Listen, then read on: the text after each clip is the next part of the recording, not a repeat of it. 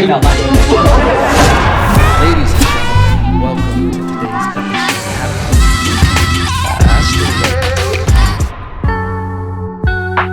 Yeah. Ladies and gentlemen, welcome again to the podcast. 7 minutes inside of him, Evan, once again on a Tuesday, getting into Lucy, Goosey, who's gay? Could be me or you on a Tuesday. Oh hey, we got so much to mourn on a Tuesday. We lost Bob Saget. Oh fucking goddamn it. We lost Betty White just to strike before midnight. This shit ain't right. It ain't never been right. But you know what's right? That we're getting loosey-goosey on a Tuesday. We're not gonna have a better intro than that, ladies and gentlemen. It's never gonna happen. It's never gonna happen. Welcome to the podcast, ladies and gentlemen. You know what? If it's your first time here, welcome. We get loosey-goosey on a Tuesday, no matter what you say. Who's gay? Hey, could be me or you on a Tuesday. We just invent that? Yeah. That's a new jingle. Fucking Walgreens, send me a check. Bars, ladies and gentlemen, welcome. We're taking it back to the old school with the podcast. Dropping bars on you fucking daily. Call me Kit Kat in the street because I keep breaking them off with them. Anyway, ladies and gentlemen. Listen, before we get into the sad shit, we got to get into the good shit.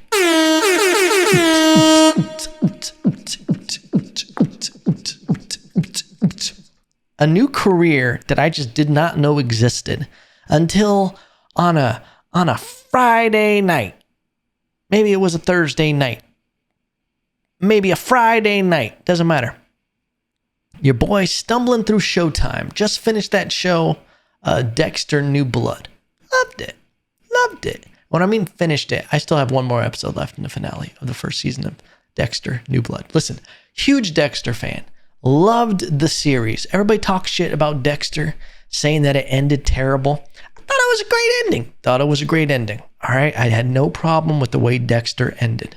Thought it was great because it left it open. We had no idea. Is Dexter, is he alive? I fucking loved it. We knew he was alive, right? Yeah, we did. Anyway, I think so. I'm getting that and the one show, the ending of the show, El Camino with Jesse from Breaking Bad mixed up right now. But I'm pretty sure we knew Dexter was alive. Anyway, if you haven't seen Dexter, it's a great series. It's disrespectful what they call a rear naked choke in that first season. He's choking a guy. His arm is not even around the neck. He's just like choking his fucking clavicle. Just tweaking out his collarbone. No. And the guy's just like, passes out. I thought that was disrespectful. But as far as the storyline goes, the way they fucking just everything, the twists and turns and his sister and everything and the detectives, it all worked so well together. Great series. So anyway, I'm watching Dexter's New Blood. Good show. Love it. I'm just scrolling through Showtime. Had no idea what this could be, but I stumbled across the show titled Gigolos. And if you don't know, now you know what a gigolo is. A gigolo is a male hoe. Everybody thought pussy runs the world. Who run this world? In certain parts of Vegas. Penis. Good old-fashioned penis. That's what runs the world on the strip. Penis. I mean, I'm sure actually women escorts probably do so much more in gross sales. And I don't mean gross as in like I'm puking, but overall, it just has to be a bigger industry. All right? It's probably like the NBA versus the WNBA. Ain't no one showing up to watch the WNBA. You know? It is what it is. I'm not saying that it's fair. That's what's always crazy about those arguments when women are like, I should be getting paid as much as fucking LeBron James. And it's like, oh, cool. Yeah, no one wants to watch you play. This is just a business. It's the same thing with like any kind of entertainment. You know, it's like the same thing with comedy. It's the same thing with fighting. When you just have to be a draw, you know, people don't pay you money in an entertainment because you deserve it, because that's equality. You've got to put butts in the seats. That's what it comes down to. Even comedy, you're selling chicken wings at the end of the day, which is why I love comedy. Chicken wings. We didn't need to sit through that whole thing. But I start watching this show, Gigolos. Male escorts. First minute into the show, my girl and I are watching it. Got dick all up in my face, all right? There's a male, just to call him a gigolo, taking a shower. I'm seeing the dick swinging, all right? Glistening in the shower. I'm like, well, wow, this Showtime's going for it. And we started watching this first episode because it was like literally jaw drops, just like, what the fuck is this? And it's just a bunch of dudes. It's like the X-rated group of Zoolander. Like, you remember how like all the models would hang out and there's like at the gym and like fucking in that montage with all the gasoline? That's how all these dudes are on Gigolos. And we start watching this first episode and you're like, they're introducing all these different characters. It's like the real world meets, you know, Hose meets, you know, Zoolander meets just like, I don't even know, throwing a fucking wonky ay sound effect.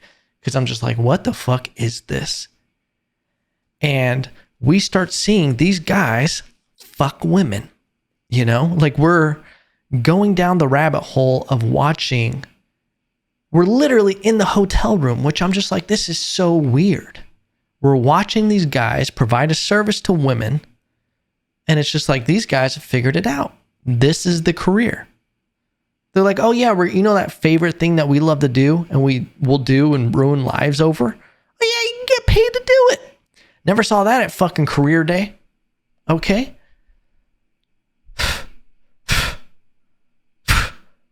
I'm gonna hunt down my goddamn college counselor when it comes fucking career day. You didn't tell me this was an option. Could have been on Showtime making the big bucks. They make decent wages. Okay.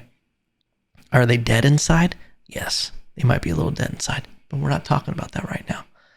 But we ended up going over the weekend, it's probably like 7 episodes deep into this series. And by the end of it, like, I love all the characters. I'm rooting for them. I'm completely desensitized to watching them fuck these women, which is crazy. It's just so weird. And it's like you start realizing, and it makes you feel bad that a lot of these people, they're not like guys. Because I bet if you looked across the board, guys are getting escorts for a completely different reason. Guys are just like, yeah, I'm trying to get laid. It's Vegas. And these sweet souls, some of them were a little weird. Some of them were just like business professionals. They're like, I don't have time to date and I need some excitement in my life. So I schedule this. You know, they have like repeat clients and they're like 3 times a month, I got fucked sideways. You know, it's just like this crazy thing. Ballin' women who are just like, you know, high up in these companies, corporate world. And they're like, yeah, I'm trying to get fucked on a stack of papers in my office. And it is crazy. And then there's one where she was like, I'm a musician, you know, and I'm always out on stage dancing and singing. And I see these couples and they're loving and they're cuddling and they're kissing. And he seems like he loves her so much. And she's like, I just want to feel that for a night. I want you to make me, you know, just pretend that you love me for tonight. And that you want to cuddle with me and be with me. And shout out to this gigolo, Vin. Shout out to Vin the gigolo. He's so good at his job where I'm like, you're providing a service. Because he's like, that's not going to be that hard for me. You're very beautiful. You're wonderful, blah, blah, blah. Just picking her up. Making her feel good about her life. Just doing the damn thing. And I was like happy for it. And after a while, I was like, yeah, I understand it. Go do your thing, lady. What is it? A diva is the female version of a hustler. I don't know, whatever Beyonce said, but RESPECT. Find out whatever makes you happy. That's how it goes, right? But it's a new world that I had no idea about. I knew escorts existed. I knew, Vegas, you can go there and you can find some stuff. I remember walking around Vegas with my buddy Will when I was probably 16, 17. And we were like outside a circus. We were on a trip with my parents, by the way. And this cab driver just pulls up to us. He goes, "Hey, buddy. Hey, friends, come here." And we're like, "What's up?" Like not getting closer to him. And he goes, "I take you to get the real pussy." I go, "Excuse me? You get the real pussy. I show you pussy." We're good. No, my friend. You don't want the, like, I don't know if he thought we were like looking at, because in Vegas, there's just tons of nudie magazines and tons of like calling cards everywhere on the streets. It's flooded with it. Literally hell on earth of just temptations. And he goes, no, my friend, don't waste your time. Like, I take you where you get good pussy. And I go, "We're good." And then he looks at us and he shakes his head and he just goes, "What's wrong with you?" And then he rolls up his window and drives away. I'm like, "Motherfucker, we're just kids. I have a fucking wristband on my wrist from fucking Circus. I just got back from Grand Slam Canyon. I'm a goddamn kid. All right? I barely know how my willy works. You think I get done with Grand Slam Canyon playing laser tag all day and I'm just gonna be like, you know what would be the cherry on top of this? Pussy. Paid pussy. Some dark, soulless pussy in Vegas. That's what's going to really bring me out of this, Hindsight, who knows, Yeah. It's a crazy world, Vegas. It's a crazy world. I think I like Vegas. I enjoy the shows and stuff like that. I'm not, I like a good penny slot machine, But Vegas Vegas is cool for one night, half a night. You go to Vegas. I've never even been in a club in Vegas because I'm like this. I feel like you can just smell roofies in the air. And I'm just like, no, this ain't my vibe. It's a vibe. Not mine though. Okay. It's just a dark world to me that I don't want to be part of.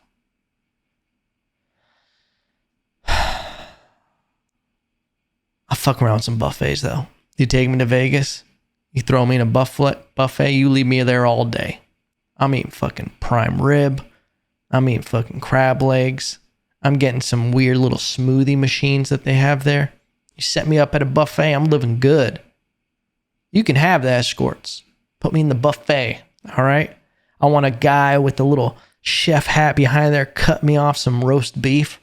That's a bar right there. But I'm good for like one day. I'll fuck up and plan a trip, be there for 2-3 days. After day one, I'm just like, what am I doing? What am I doing here? Why did I think this was a good idea? Why would I think it would be different? Except I do want to see Carrot Top.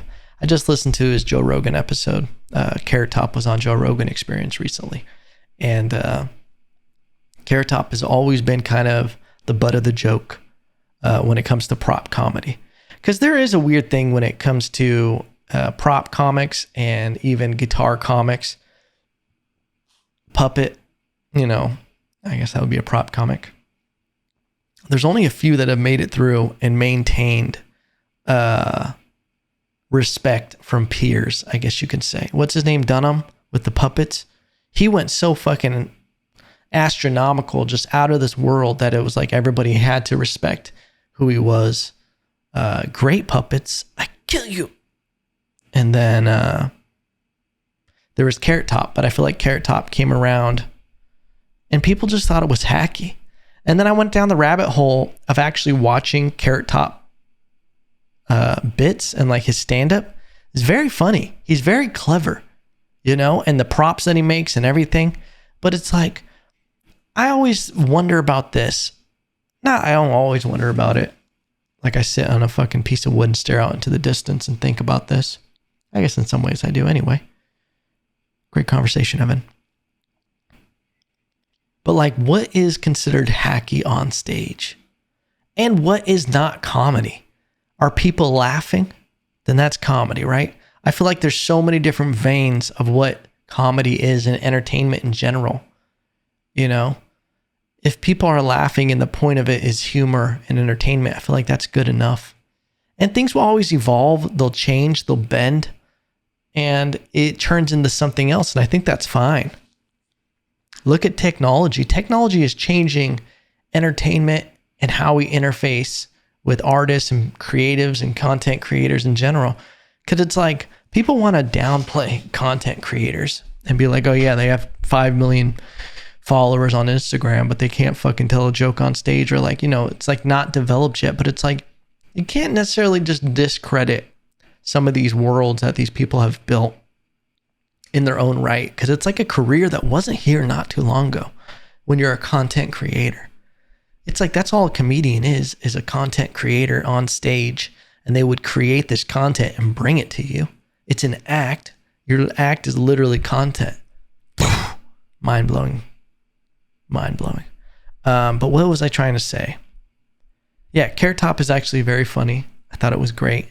And he's a Vegas act, so I would love to. That's on my bucket list now, is to see Carrot Top. So if I'm planning a trip to Vegas, I'm hitting up a buffet in Carrot Top. Who said that?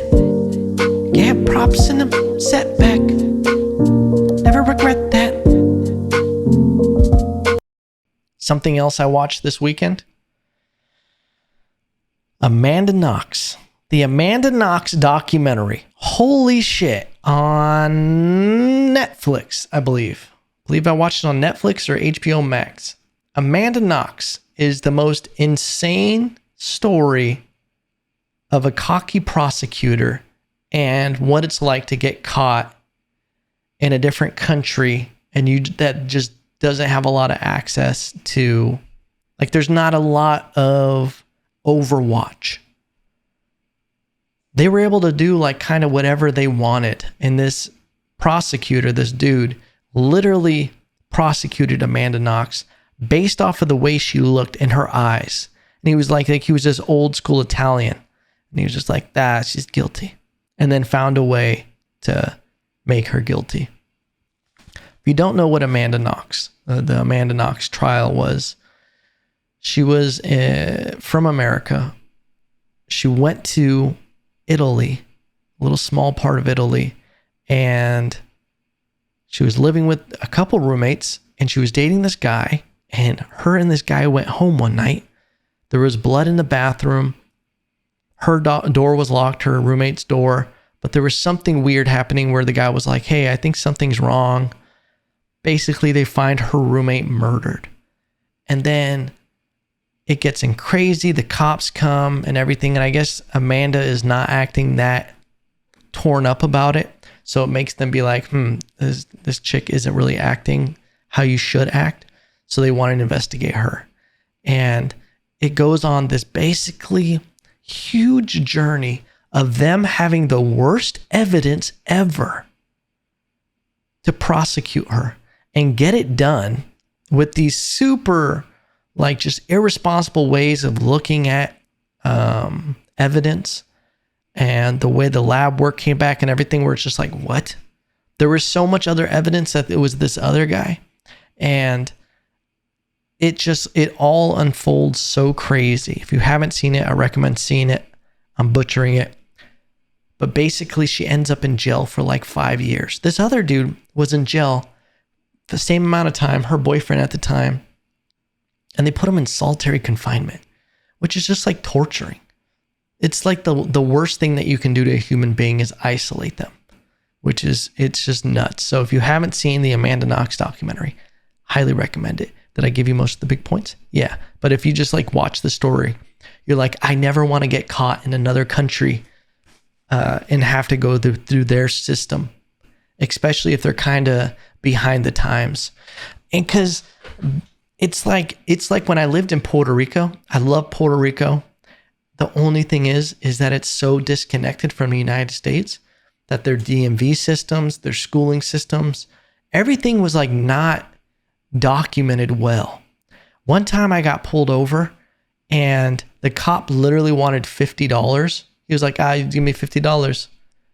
And I remember being like, what? Like, and it was like a traffic stop where they were looking at people with expired license plates.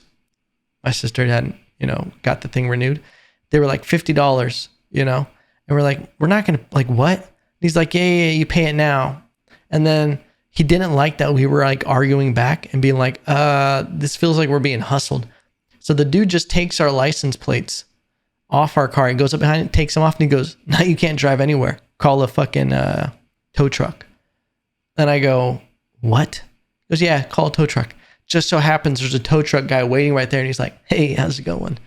And basically we had to pay the cop to even leave. Then we had to pay the tow truck driver to take us back. And then we had to pay another fine to go to the DMV. And they just had our license plate like behind the counter. Like they knew who we were coming. They're like, oh yeah, here. And we had to like pay them. And I was like, this shit would never happen in the States. Like it just can't happen. There's no, system in place to prevent that kind of corruption. And then even in the level of like school there was weird shit where I'd go to the administration. I'd be like, some of my paperwork was somehow messed up. And I'd be like, hey, I need this and need that. And she'd be like, we don't have that paper right now, but why don't you come back and I don't know, like a couple weeks and we'll look into it. And I'm like, I need this to even register for classes this week. And they're like, like maybe if you bring like a piece of cake or something, I can look and see if we have something. And I'd be like, you want a piece of cake? And I'd be like, what? I'd be like, you want me to go get you a cake? Yes. And I'm like, what kind? Chocolate. I'd go get a fucking chocolate little piece of cake. It's kind of funny now. But at the time, I'm like, I'm getting hustled for chocolate cake. And just infusing this diabetic problem. But here you go. And then magically my paperwork would be like, oh, we found it. And I'm like, you really just did that to me? It could have been worse. But I'm just saying there's a lot of weird stuff that goes. And the same thing if I had gone to the prison there. I remember I got into a problem with a buddy. It wasn't the best thing that ever happened. My buddy had a little bit of a problem with, what would you say? Substance? Yeah, we'll say substance. Called me in the morning, goes, bro, my car got fucking stolen. And then I'm like, oh shit, I'm sorry, man. Let's go figure it out. Like, yeah, I don't know where it's at. Like, can you come pick me up? He was somewhere. I went and got him. We went and drove to this, I forgot where we went. We went to his place. Then we called his girlfriend who wasn't talking to him for some reason. And then we find out, she goes, go to the fucking gas station or something like that. And I remember being like, okay. We find his car. Basically, he was fucked up, forgot that he was in his car, left his car there, went back to his place. But this was all after he had filed a police report. And then we go to his place. I'm about to leave. I was up at his place for a while chilling. I go back downstairs. His car is gone. And then he calls 911 again or somewhere. And he's like, hey, my car got stolen. And he goes, yeah. Come to the office. We're like, what? They thought because he called them and said, oh, no, we found the car.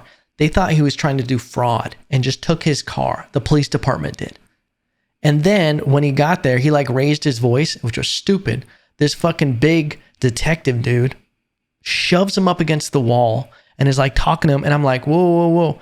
And he goes, and I remember the guy turns to me, like grabs his gun and he like tells me like, I need to back off. And I was like, all right, this is a weird place. I'm going to get shot here. And they're going to be like, he went for my gun, but it's like that kind of fear of being in a place that you don't understand the environment. And it's like, it can easily be manipulated like that. That's what happened to Amanda Knox is the big point I'm making. All right. It's just crazy. And you can see that playing out. You're like, this would never fly in the States.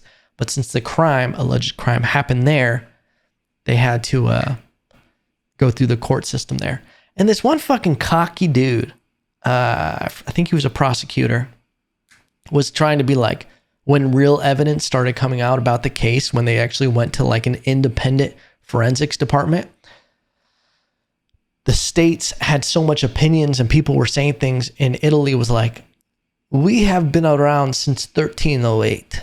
We did not need to be lectured by a country that when we were establishing our country or blah, blah, blah, and creating the judicial system, they were writing in caves, buffalo. They were drawing buffaloes in caves.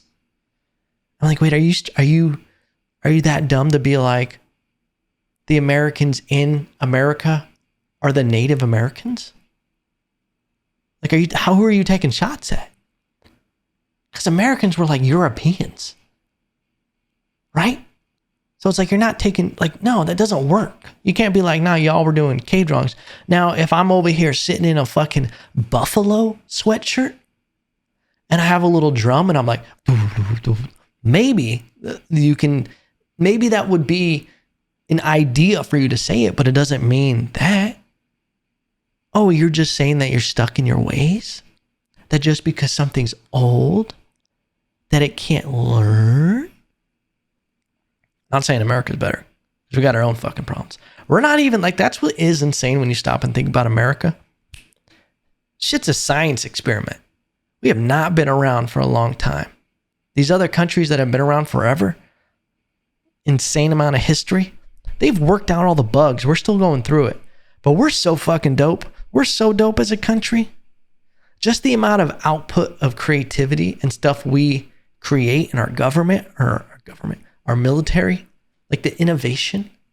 We're the greatest idea of what a country should be. I just want you to know that.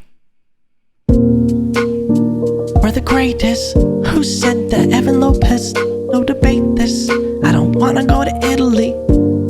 Especially if someone's tried to put on me that I killed someone. Cause I'll sit in a jail cell. That's all we get, ladies and gentlemen. Listen, we have to talk about it. We'll end the episode on this. Fucking Bob Saget. We lost a good one. If you don't know, Bob Saget is a hilarious comedian. You might know him as Danny Tanner from Full House. Listen, this man has been around my life since I was a wee little lad. Just watching Full House. The man's a chameleon. He really made me think that he was just this fucking sweet stay-at-home dad or whatever he did. What did he worked for the news, right? I don't know. Anyway. But he made you think he was just this single, sweet father. Pure. And he was. He was. He was like what Bill Cosby should have been. But he's like, in real life, he's a great person. And this is just from the stories I've heard about Bob Saget from comedians and everything. And as you start to learn about him, you start to realize that he was so much more than that. He was American Funniest Home Videos guy. And he's a dirty ass comic. He can play the guitar. But it's sad. And it's sad that, whenever a legend dies like that, it's always a little sad. We just lost Betty White. Now Bob Saget. What's next? Kevin Hart? Okay. That was my Kevin Hart impression. There's not much to it. You just go, okay. Okay, so I'm just going to do this. Okay. All right. Okay. Got it.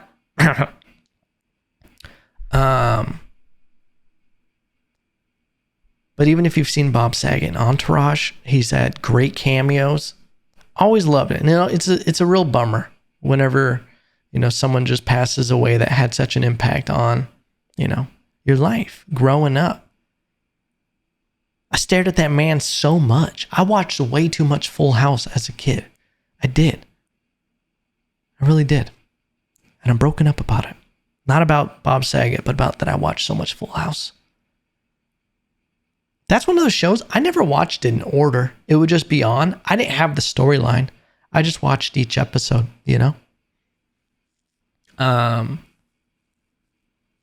But they say that's the comic's death. Is just dying in a hotel room. That shit's wild, son. That shit's wild. it puts in perspective whenever,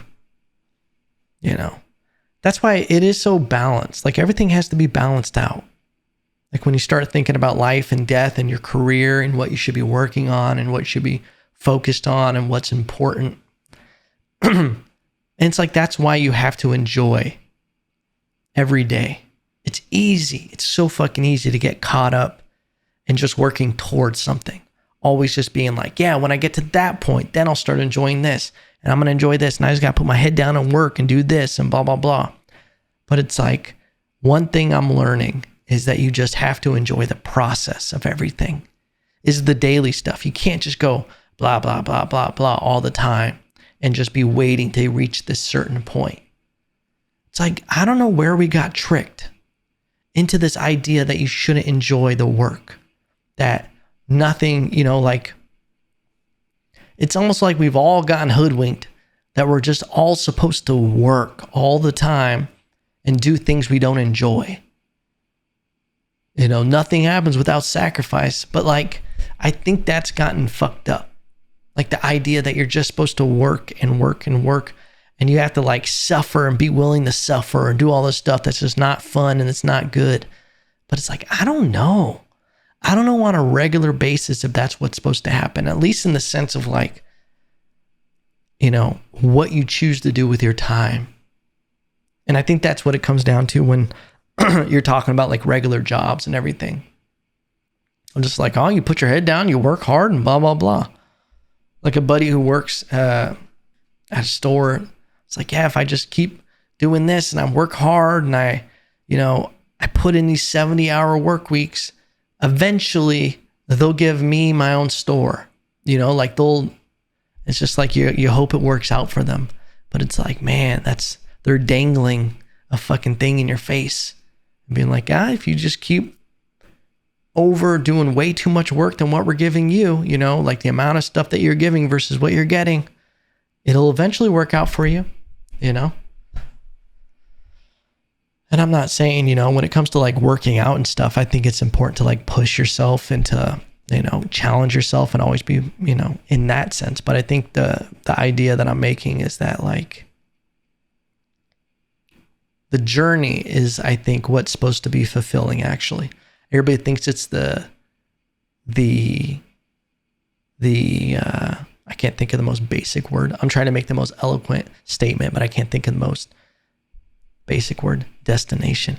It's the journey that's supposed to be fulfilling. The destination never actually arrives. Because you get to that next point and you go, okay, what's next? So it's like this update, this progress, this path just keeps you always have to be moving it. And it's like fucking, I'm going to get nerd out. It's like playing Diablo or some game where you're constantly getting new equipment, new armor, a new sword, new skills, all this stuff. So it's like you're getting the fulfillment, but you're just progressing the journey. And every single time you become a better person. That's what I think is like great about setting goals. Then once you reach those, you keep moving forward with new goals. It's like it always feels like, at least when I get let down by things, is that you get to this point and then you go, once I reach this point, I'm going to feel good about everything. Dude, if you keep thinking that, like you keep getting let down, I always think that would, once I finish this job, then I'll be good. Once I finish this, then I'll be good. Once I move to Texas, okay, then I'll be good. Once I move, and get in here and I take care of this, then I'll be good. Once I move into the house, then I'll be good. But it's like now that I'm in the house and everything's going, I'm like, I got to go to the next level.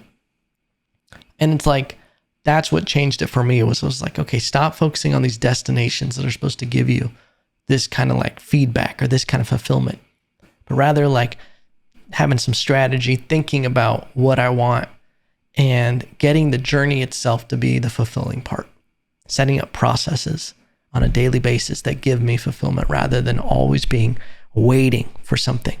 It's like rather than swimming underwater and holding your breath till you get to that little fucking hole in the ice, fucking poke a hole in the ice and get your fucking air as you're making your way there, because you're never really going to get to a destination. Bars. Ladies and gentlemen, I hope you enjoyed this episode. Listen, Bob Saget, rest in peace, King. rest in peace.